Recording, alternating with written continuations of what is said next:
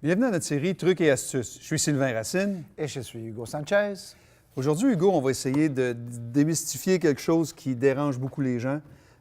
Comment utiliser ou quand utiliser des modules de puissance quand on utilise Detroit avec nos systèmes de plancher chauffant. Où tu verrais la meilleure utilisation d'un module de puissance?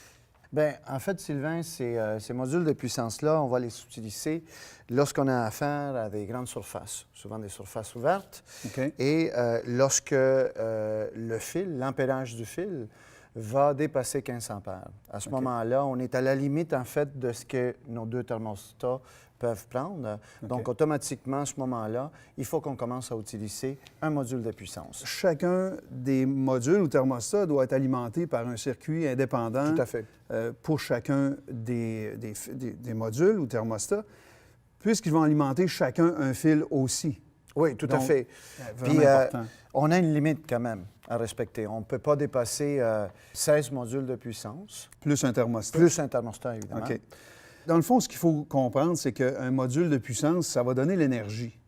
Mais ce n'est pas ça qui va donner le contrôle. Donc, le thermostat, lui, va recevoir, donc, que ce soit le non programmable, c'est-à-dire le Detroit R Oui. ou le Detroit ERT, Oui. qui est programmable. Chaque module de puissance va être interlié entre eux via un fil de bas voltage. C'est ça. Puis ce qu'on entend par un fil de bas voltage, c'est généralement un fil Vraiment à deux ça. brins comme Ce celui-là, petit fil-là. qui n'a pas de mise à terre. Parfait. Donc, ce qu'il faut comprendre, c'est que si la pièce est complètement ouverte, puis on veut avoir, par exemple, une salle communautaire où il y aurait 16 modules de puissance, j'ai pas envie d'aller monter ou descendre 16 fois des thermostats différents. Donc, en contrôlant par un thermostat qui va envoyer un signal à tous, ce sera parfait. Oui. Ça peut être aussi, par exemple, pernicieux, dans le sens où si on a une grande pièce, si c'est divisé par une porte, est-ce que je peux le faire?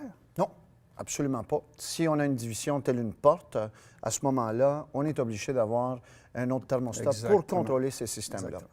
Puis surtout, si on n'a pas la même utilisation à la grandeur du plancher, une des choses qu'il faut comprendre, c'est que ce thermostat-là va donner un contrôle pour tout le monde.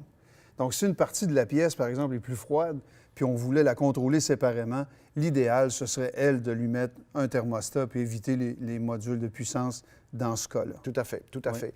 Puis l'autre chose importante à mentionner, ça peut devenir assez encombré, disons, à l'intérieur de la boîte électrique. Donc, on suggère l'utilisation soit d'une boîte double, comme celle que j'ai ici dans les mains. Une boîte profonde comme celle-là, mais de toute façon, une ou l'autre, l'important, c'est que les boîtes soient certifiées, qu'elles soient doubles ou simples, pourvu qu'on ait de l'espace pour installer tout ce qu'on a installé. Absolument.